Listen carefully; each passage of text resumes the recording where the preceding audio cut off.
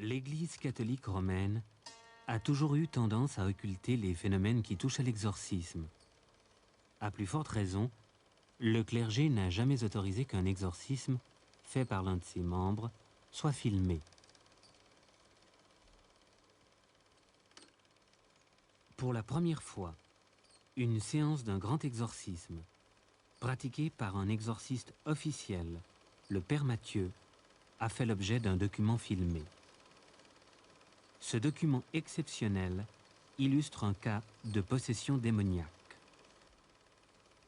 Témoignage du docteur Sanchez, 47 ans.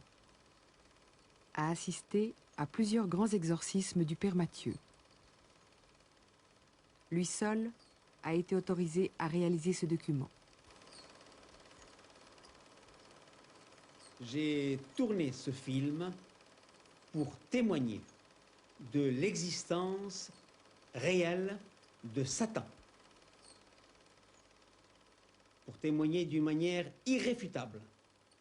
Au moment même où la plupart des gens, et malheureusement particulièrement le clergé, pensent que les exorcismes, que la possession démoniaque sont des choses d'un autre temps. Eh bien, ce n'est pas vrai. C'est d'actualité et au moment même où je vous parle, il y a un plus grand nombre de possédés qu'il n'y en a jamais eu. Malheureusement, la plupart des gens actuellement, compte tenu du contexte ecclésiastique dans lequel nous vivons, ne croient plus à l'enfer et ils ont bien tort. Et leur montrer un document que j'ai vécu, auquel j'ai assisté, qui m'a douloureusement touché parce qu'il s'agit d'un ami, était une chose unique. Ce n'est pas un montage, ce n'est pas une invention, c'est un fait que j'ai vécu tous les jours pendant plusieurs années et c'est la raison pour laquelle j'ai voulu le filmer afin d'en donner témoignage à tous les gens qui auront la chance, et je dirais même mieux, la grâce de le voir. Voilà pourquoi j'ai voulu, entre autres choses, tourner ce film. Animo tutus et corpore. Tu pectoris sus interna custodias, tu viscera regas, tu cor confirmes. Salve Regina, Mater Misericordiae, vita dulcedo, espes. Voyez-vous, cet homme est arrivé, il avait 50 et quelques années. Il ne pratiquait pas, puisqu'il faisait de la magie depuis l'âge de 6 ans.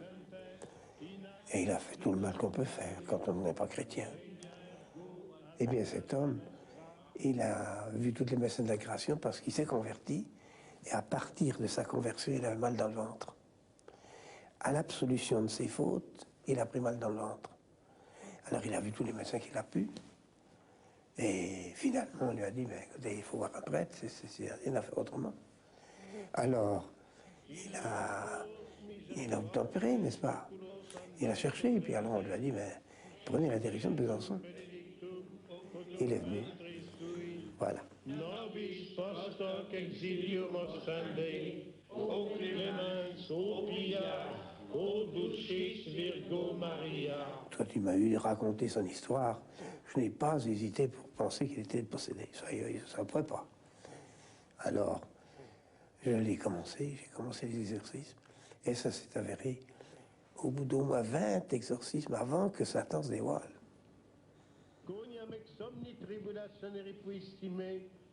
Et alors, quand il s'est dévoilé, c'était la bagarre. Et la bagarre avec des témoins, avec tout ce qu'il fallait, quoi. Mais c'était épouvantable.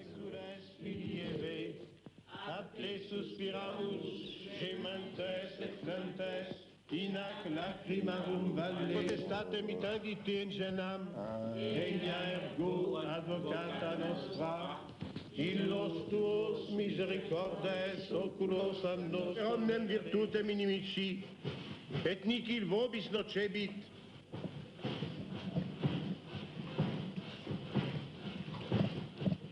Verum tamen in hoc nolite gaudere, quia spiritus vobis subliciontur, gaudet totem con nomina vestra scripta sunt in celis. Imperatibi Fides sanctorum apostolorum Petri et Pauli, et ceterorum sanctorum, imperatibi martyrum sanguis, imperatibi continentia confessorum, exorcismo. On me demande parfois pourquoi je parle latin. C'est parce que les gens ne le savent pas. Oui, mais alors quel intérêt y a-t-il?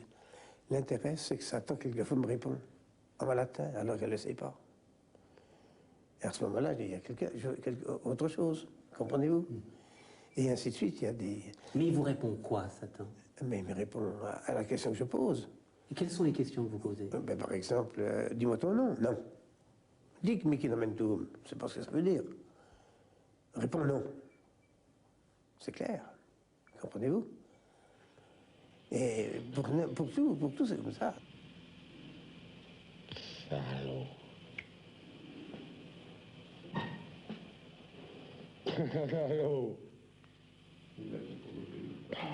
Oh, c'est pas mon ami. In nomine sanctissime Trinitatis. C'est pas mon ami. J'en suis heureux. In nomine sanctissime Trinitatis. J'ai une religieuse qui m'avait envoyé un évêque,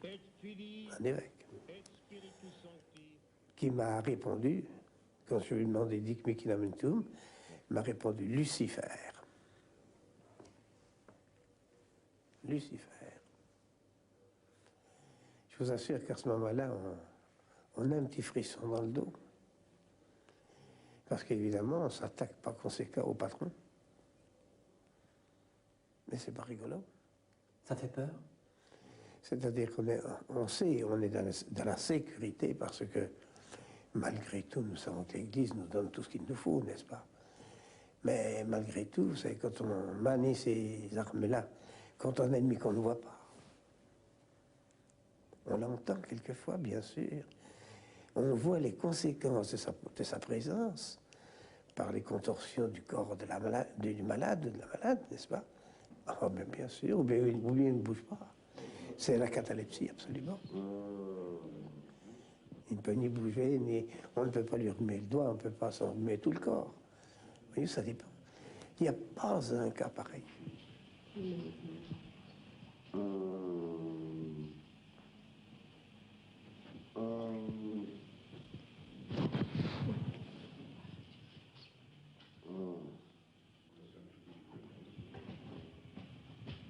Venez maintenant sous les bougies, en face des genoux, de l'autre côté des genoux, pour voir si les jambes plient.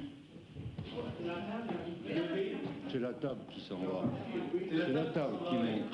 C'est la table qui manque. J'ai pu observer par ailleurs, toujours pendant ces exorcismes-là, que des modifications corporelles se produisaient. Par exemple, les muscles n'étaient plus des muscles, c'était de la pierre. Je n'enlève qu'un à la fois et les deux qui viennent ensemble. Et cet état-là était en relation directe avec l'exorcisme et pas autre chose, puisque lorsque l'exorcisme était terminé, il redevenait un homme normal, ou en tout cas apparemment normal, comme tout le monde. Notre-Dame de Fatima, viens à notre secours.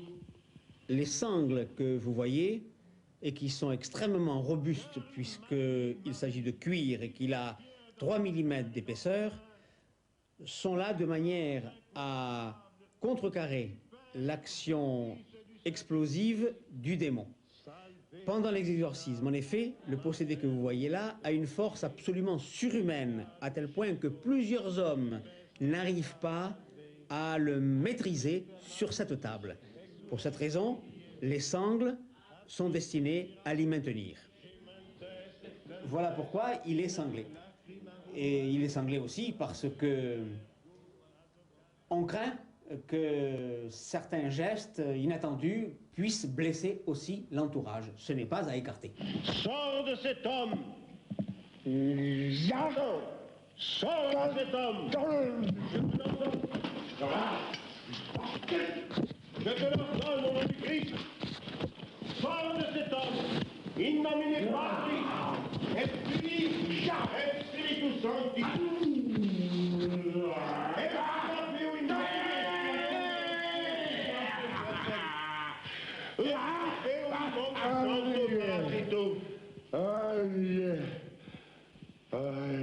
Mon Dieu, délivre André. Père, accorde à tes enfants cette grande grâce pour leur montrer combien tu peux être aimé comme un père avec nos cœurs d'enfants. Père, exauce-nous. Je peux vous assurer que je ne me doutais pas un instant des ruses extraordinaires qu'utilisait le diable pour arriver à ses fins. Salve Regina. Et il ne faut pas croire, en voyant ces images, qu'il s'agit du possédé lui-même. Le possédé est absolument inconscient. Il ignore tout ce qui se passe, il est parfaitement inconscient. Son corps qui devient comme de la pierre, qui pèse des tonnes, les grimaces qu'il fait, ses yeux injectés, ses rictus, ces crachats qu'il envoie au visage des prêtres, il est absolument inconscient de tout cela. Et c'est le diable qui le fait en se servant du corps du possédé. Par conséquent, le corps du possédé est entièrement sous sa domination et s'exprime à la place du diable. Et d'ailleurs, pendant les exorcismes, je peux vous assurer que les gens qui l'entourent ont peur. Le seul qui n'a pas peur, c'est le Père Mathieu. Alors pourtant qu'il voit à travers ses yeux, pendant l'exorcisme, les flammes de l'enfer. Ce n'est pas une image, il le voit vraiment comme s'il y était. Terreur des démons. Terreur des démons. Notre-Dame du Rosaire, délivrez votre enfant.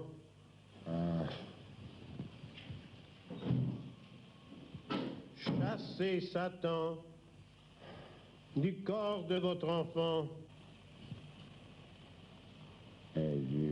Par le sacerdoce du Christ, Satan sort de cet homme. Père, chassez le démon pour toujours. Repousser en enfer Satan et les autres esprits mauvais qui errent dans le monde pour perdre les âmes. Pendant un siècle, on a récité cette prière de la part de l'Église. Et on l'a supprimée. Pourquoi? Parce que Satan en avait marre. Et c'est lui qui a obtenu ça. Satan s'est arrangé pour pouvoir faire disparaître toute lutte, toute résistance contre lui.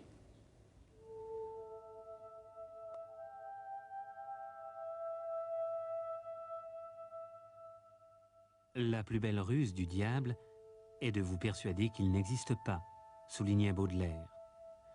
Mais à la fin du XXe siècle, peut-on encore croire au diable? Une question d'actualité, à un moment où l'on assiste à un regain d'intérêt pour les sciences occultes et la parapsychologie.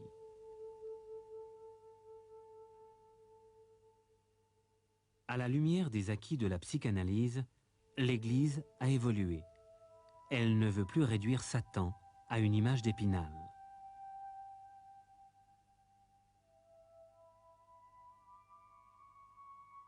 Pourtant, l'Église catholique continue à nommer secrètement des exorcistes officiels, même s'ils sont de moins en moins nombreux. Parce qu'on ne veut pas faire du mal à Satan. Ou plus exactement, on n'y croit plus. Alors on ne se bat pas contre celui qu'on ne connaît pas. C'est pas possible, ça. C'est peut-être pour ça qu'il fait tant de mal. Oui. Mais vous, Père Mathieu, vous l'avez rencontré, Satan? Oui, je peux le dire. Je peux le dire. Quelle impression ça fait? Ça ne fait pas rire. Mais d'un autre côté, il ne faut pas avoir peur. Car un enfant qui ne quitte pas sa mère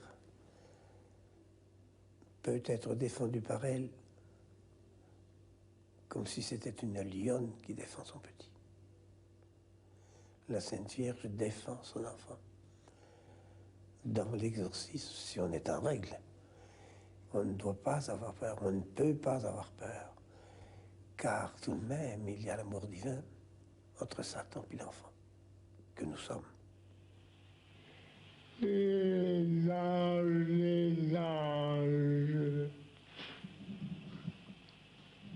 Saints anges, venez au secours d'André. Chassez le démon pour toujours. À 84 ans, le père Mathieu continue son combat, corps à corps, avec le prince des ténèbres, inexorablement, envers et contre tous. Satan, sors de cet homme. Je ne m'arrêterai qu'à l'heure de ma mort, quand le bon Dieu le voudra. C'est tout. Je ne veux pas, moi, me soustraire à mes obligations sacerdotales. Je suis prêtre pour ça.